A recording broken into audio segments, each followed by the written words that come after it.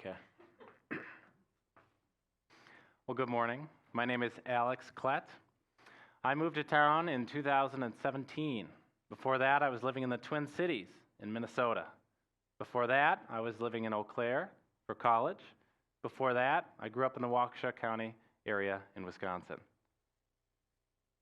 I really like living in a small town. At the service this morning, I met a few people, hey Tommy, that are related to some of my neighbors right around me. I love that about a small town. There is a lack of apathy that comes from a small town, almost a forced community, because if I go to the Dollar General and I don't want to talk to anybody, well, I'm probably going to have to talk to somebody I know. But that's probably a good thing, right? Especially in today's society where we hide behind our phones. I enjoy the genuine community that comes from a small town. Personally, I am an absolutionist when it comes to meaning in life. And that's what my story is going to touch on, finding meaning in life. I was a kid who, when I was 14 years old, I was writing in my journal, if the universe is expanding, what's beyond it? These questions rack me to my core, and if I can't find an answer, I get really bothered by them. I've always been that way. I don't know why. So let's go back to 2013 when I am going to ask my now in-laws for Megan, my wife's hand in marriage. I set up a little lunch date at their house. I knew they were going to say yes. I was still nervous. I ended up driving around because I was early for 30 minutes ahead of time. That was terrible. It was the slowest 30 minutes of my life because I just wanted to get it over with because I was excited to marry Megan. But then when I got there, Kathy, my mother-in-law, served tomato soup and grilled cheese sandwiches. And I went to scoop the soup with a spoon, and I lifted up the soup, and my hand would not stop, and so I put it back down, never to pick it back up again. And she still tells that story. She thinks it's sweet. So I don't know if the food was good or not. I assume it was.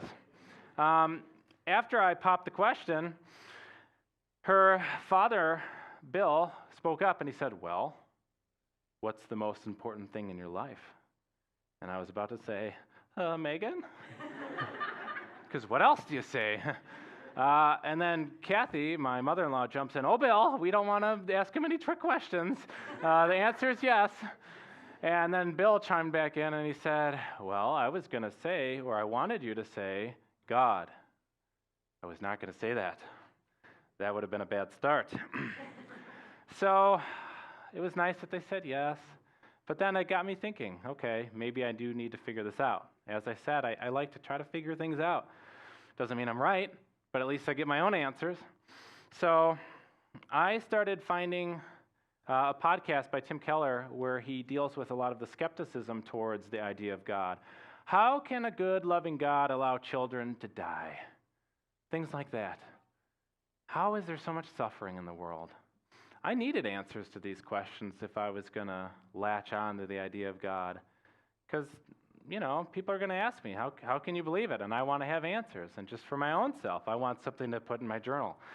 So I ended up finding those answers with Tim Keller. He ended up dying 2 weeks ago, but his content is fantastic if you have any of those questions. He gives a lot of good answers, both scientifically but also emotionally.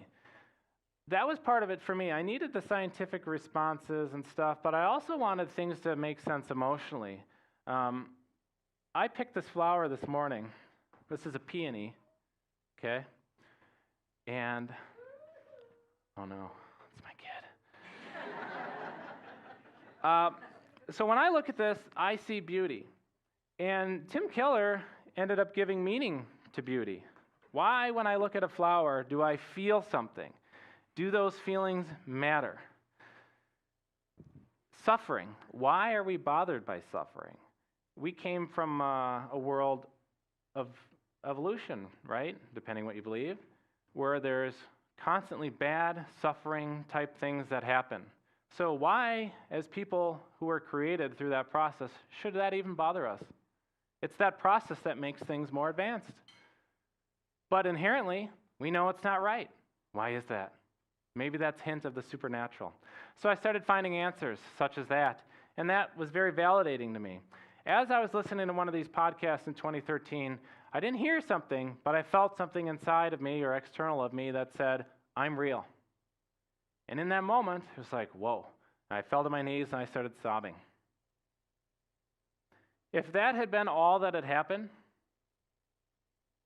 I probably could have wrote it off as internal dialogue, getting caught up in the moment. It's very hard to discern what is the Holy Spirit and what is your own mind. It's very difficult. You can spend your whole life not knowing. Here's why I attribute that to God. Ever since that moment, I changed. And it was not a change I was looking to do. All of a sudden, I started to realize that other people are, in fact, other people. And they matter just as much as I feel like I matter. My dreams, my hopes, and my emotions, other people have those too. And it hit me. It's such a simple concept. Alex, you idiot, you should have known that. But I didn't. I didn't know it. And I'll give you a story to show that I didn't know it. I had a friend in college. His name is Adam Zub. He's one of my great friends of life. But when I graduated and I got a big job in the Twin Cities selling copiers business to business, I thought I had made it, you know? Oh yeah, going to the big cities, skyscrapers. My dad was a salesman. I thought I would be a salesman. I was a communications major in college because I knew I was going to go into sales and I was going to be the #1 sales rep and I was going to have all this success. So when I got that job, my friend Adam, he was my first male friend who would call and just talk for like a long time. And I wasn't used to that from another dude. You know, like if we were dating, that would be different. But we weren't. So it was just a little too much for me. And so when I got my new job, I'm like, nah, blocked him. Didn't think about him for years. Not a great thing to do. Years later, after this experience of I'm real, I'm driving down Highway 94, and I realize, kind of out of the blue, wow, you did that to him. And I felt the weight of my actions, and so I called him, and he answered, and I met up with him, and we hugged, and I told him what I did and why, and I asked for his forgiveness. And he's a very forgiving person, so he did. And now we have a great friendship. But again, this is one of those moments where it wasn't my idea. It came out of nowhere. So I've had these little points of validation ever since that experience of I am real that makes me think he is, in fact, real. It's also scary to feel like he's talking to you because it's like, oh no. Like what I do matters. Yeah, but I guess guilt and shame, there's a place, right? Calls you to be better. Fast forward a couple more years. The whole time I was working at that job, I kept praying, please let me do something else. I'll do anything. I'll do any job. I do not like this. Please help me. Because again, I'm somebody who seeks meaning. And selling copiers in a big city where nobody's cared about copiers since the 90s, it's very difficult to care. And I'm somebody who feels emotions and want to act on them in a meaningful way, and that just wasn't giving it to me. So I prayed for years with no answers. Fast forward to us moving to Wisconsin. I got promoted. Yay. I'm the sole income earner for our family. We have 2 kids. And I ended up praying, or actually fasting that year for 3 days, because I had this random feeling of if I fast, I'll figure something out. So, and I also had the feeling that on the 3rd day, I would learn something. Well, the 3rd night, I had a dream.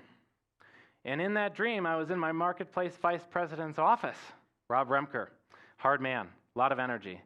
And I was saying, Rob, I'm making the calls. I'm not lying. I swear. I'm actually making 25 cold calls a day, blah, blah, blah, because that was his thing.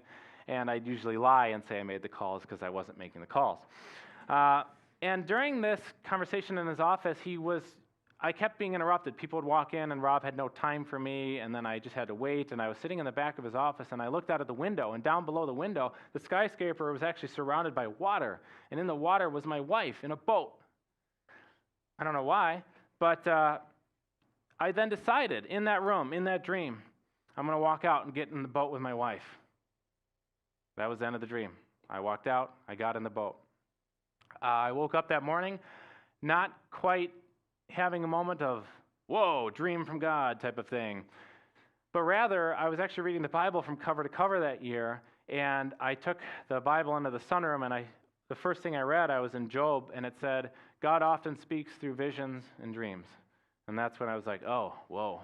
Third night, had a feeling something would happen. The specific text that says that, it's like, okay. So I took the meaning of that dream as just, I should leave this job. It didn't happen right away, but a couple months later, I ended up quitting with no plan, sole income. This is not advice, okay? But I told Megan, I said, neither of us are degenerates. We'll figure it out. So then Megan actually ended up getting these job offers out of nowhere. And then we had to have a real conversation of who should be the person who stays at home with our kids. And then Megan voiced to me that she had actually had such feelings and thoughts before, and we had never talked about them. Little bonus tip about marriage for you, 3 pointers. 1, communication is key. 2, it's best to over-communicate. And 3, communicate again. It'll help. So we ended up switching, and now a couple years later, we're both much happier. So I'm not a degenerate that sent my wife back to work, although you could look at it like that if you don't believe in God. You know, you could say, oh, Alex, he's lazy, he quit. Sure. I don't believe that, though. And the fruit's been good ever since. That's the thing about God. A lot of times there's fruit. I do want to pause here and say, while my life is good and things have gone well, that's not going to be everybody's experience when they find God. Some people are going to suffer the rest of their lives. Okay? So I'm not trying to preach a prosperity gospel. We don't know what the future holds. And if things do get bad, or should I say when get bad, I still know when I look at that flower that there's meaning, that there's hope, even in the bad. And I feel that deeply. And I've felt that ever since 2013. There's a deep current of energy that's just there. And I can feel it. And I know no matter what, God's with me. It's very empowering to me.